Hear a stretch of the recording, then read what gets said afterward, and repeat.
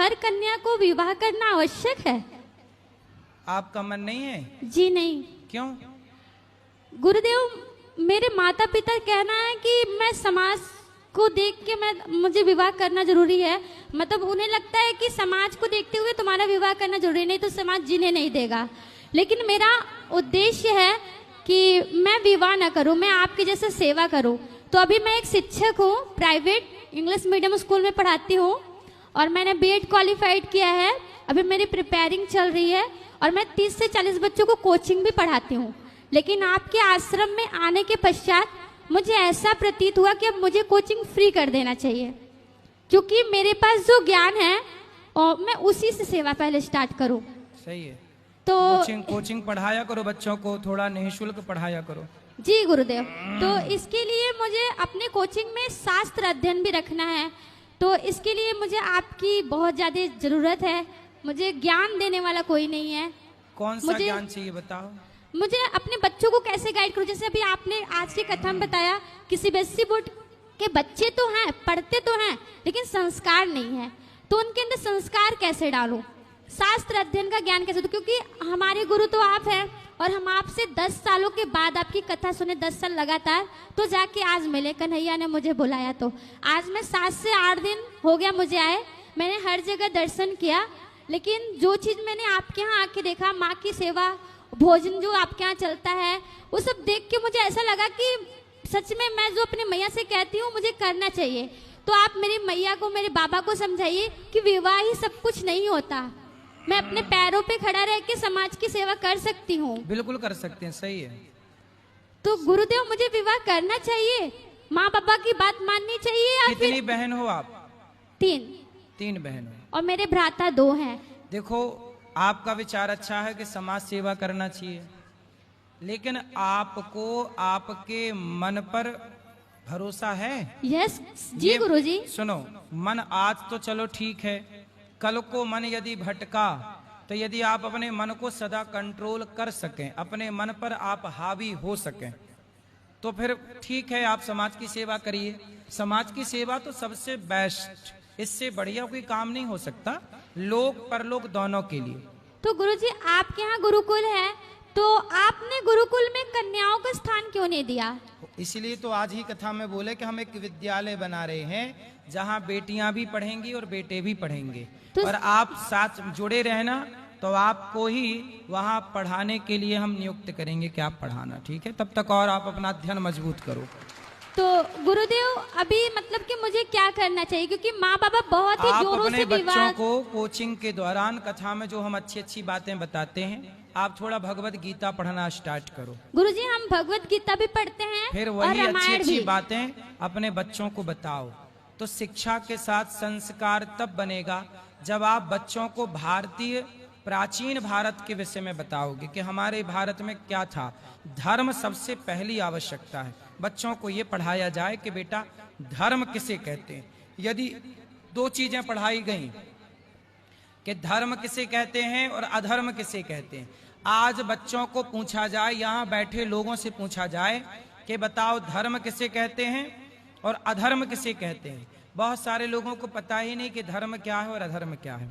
हम ये 2 चीजें यदि बता पाएं बच्चों को कि धर्म क्या है, दया को धर्म कहते हैं, सत्य को धर्म कहते हैं, परोपकार परहित सरिस धर्म नहीं भाई, इसे धर्म कहते हैं। धर्म की बहुत गूढ़ गूढ़ बातें हैं।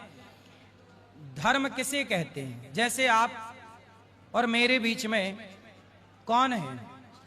मेरे और आपके बीच में कौन है? गुरु और शिष्य का संबंध है। मेरे और आपके बीच में है धर्म। धर्म ही तो कहता है कि आप मेरे शिष्य हैं और मैं आपका गुरु हूं। वरना यदि लड़की को देख करके कोई लड़का गलत दृष्टि रखे या लड़की गलत दृष्टि रखे, तो गलत दृष्टि भी तो रखी जा सकती है। पर मैं कहता हूं कि आप मेरी बहन हो, तो मैं कहता हूं मैं आपको देख रहा हूं तो बहन की दृष्टि से।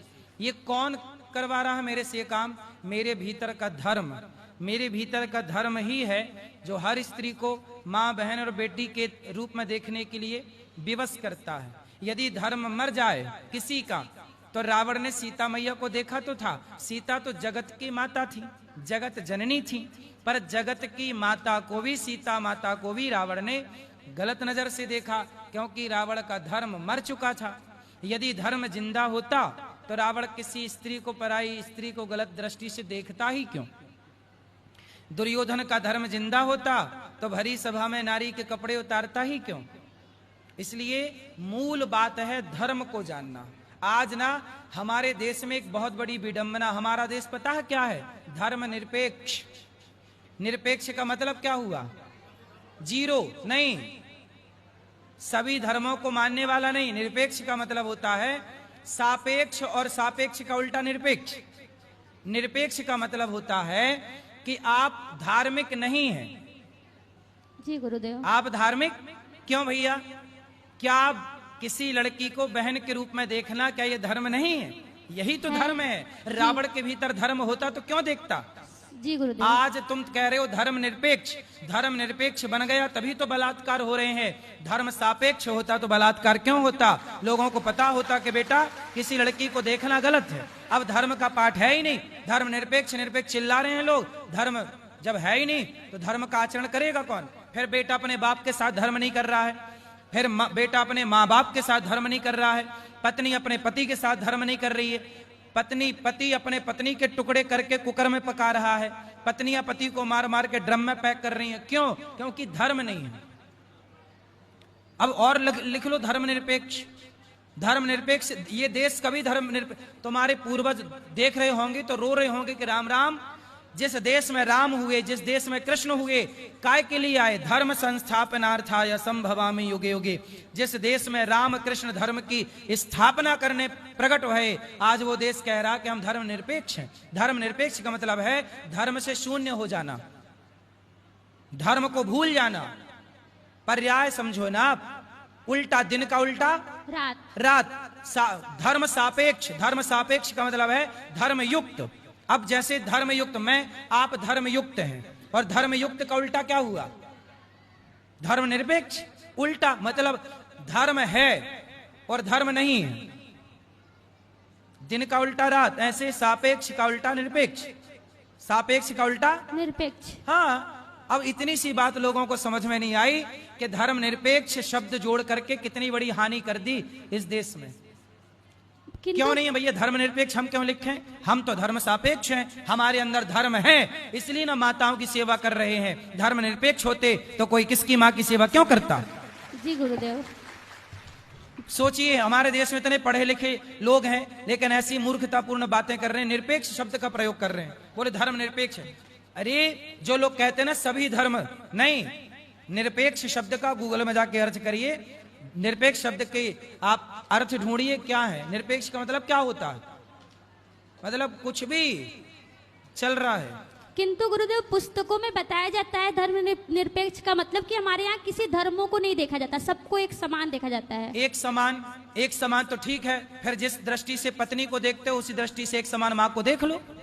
जी ये तो कहो न गधों से कि भाई यदि एक समान ही देखना है तो पत्नी माँ में एक समान दृष्टि हो सकती है? जी नहीं। उत्तर दो। जी नहीं। क्या पत्नी और माँ में एक समान दृष्टि हो सकती है? अरे प्रकृति खुद कहती है कि माँ को अलग तरीके से देखो, पत्नी को अलग तरीके से देखो, बहन को। जब प्रकृति तुम्हें नहीं आदेश कर रही है, तुम कौन होते हो भाई? दाहिना हाथ होता है और बाएं हाथ। तुम्हारे मुंह पे हाथ जाए ना तो धुलते नहीं हो, पर यही हाथ शौच के लिए नीचे जाता है, तो फिर एक साथ व्यवहार करो ना। मुंह पे हाथ लगाओ तो नहीं धुलते, तो शौच के लिए जाता तो काहे धुलते हो बाद में? फिर मत धुलो भाई। व्यवहार आप ही करते हो ना दो तरह का, मुंह पे हाथ लगाते हो नहीं धुलते हो, शौच के लिए हाथ डालते हो तो धुलते हो। क्यों? फिर करो एक समान व्यवहार कि नहीं जी यहाँ पे हाथ नहीं धुला तो वहां भी नहीं धुलेंगे। मतलब गधई की भी हद हो गई है ना। गजब के गधे हैं, छोटे मोटे गधे नहीं हैं, गजब के गधे हैं। गुरुदेव मैया और बाबा को कैसे समझाऊं? आप अभी मस्त पढ़ाई करो, पढ़ाई कराओ, फिर बाद में जब ले आओगे तो हम समझाएंगे माँ बाप को। गुरुदेव एक प्रश्न ये है कि आप कहते हैं कि हर पत्नी को एक ही पति से विवाह अगर हो जाए तो उसी पे रहना चाहिए है? आपने बताया कि अगर हमारा विवाह किसी से हो जाता है तो पति कैसा भी हो उसी को ही समझना चाहिए, लेकिन अगर पति चरित्रवान ना हो तो क्या करना चाहिए? क्या उस पत्नी को उस पति के साथ रहना चाहिए? देखो, पति चरित्रवान ही हो, चरित्रहीन पति है तो उसे सत्संग के द्वारा, कथा के द्वारा, यदि कोई भटक गया, स्त्री ही भटक गई या पुरुष ही भटक गया, तो देखो जैसे रोग हो जाने पर रोग का इलाज होता है, ऐसे व्यक्ति यदि बिगड़ गया, भटक गया, तो उसे सही रास्ते पे लाया जा सकता है। किंतु वो रोगी हो कोशिश गया किया है। जाए कि लाया जाए। किंतु वो रोगी हो गया है तो रोगी हो गया तो ऐसे का त्याग करना ही धर्म है।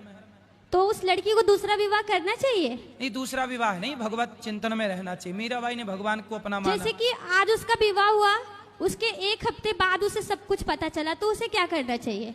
तो आपने पति को समझाना चाहिए कि अब हो गया भैया, भैया अब हमारे संग रहो। नहीं तो वो रोगी हो गया है ना, उसके पास जो भी जाएगा उसे भी उसको एड्स हो गया है। अच्छा, उसको एड्स हो गया। जी तो ये पहले चेकअप नहीं कराए? जी नहीं। देखो, मैं कथाओं में ये बात बोलता हूँ कि शादी करने के पहले लड़का लड़की का एक चेकअप करा लो, मेडिकल टेस्ट करा लो। अब देखो, लड़की का विवाह हो गया, पता चला कि एड्स है। एड्स का कोई रोग इलाज ही नहीं है। अब बताओ, लड़की की जिंदगी हो गई खराब। इसलिए शादी ब्याह करने के पहले आज के छोरा छोरी लिव-इन में रहते हैं, इनका एड्स टेस्ट जरूरी है। तो गुरुदेव, उस कन्या को क्या करना चाहिए? उसके लिए क्या धर्म होगा? अब उसके लिए धर्म क्या होगा? क्योंकि आप कहते हैं दूसरे विवाह करना पाप है, लेकिन उसका पूरा जीवन ऐसे पड़ा हुआ है। पूरा जीवन और पड़ा उसके है, पर पिता जब भी तक नहीं वो, है। देखो ऐसा है कि जब तक विवाह हुआ है, तो जब तक वो है, तो उसके साथ भले वो संबंध ना बनाए, पर पति के भाव से सेवा करे। क्योंकि अब तो हो ही गया। ये तो पहले का डिस्कशन है कि भाई करें ब्याह की ना, अब तो हो गया, तो अब जैसा है आप संबंध ना बना के उसके साथ केवल उसकी सेवा के भाव से रह सकते हैं। उसको घृणा आती है उसको देख के। कौन? पत्नी को?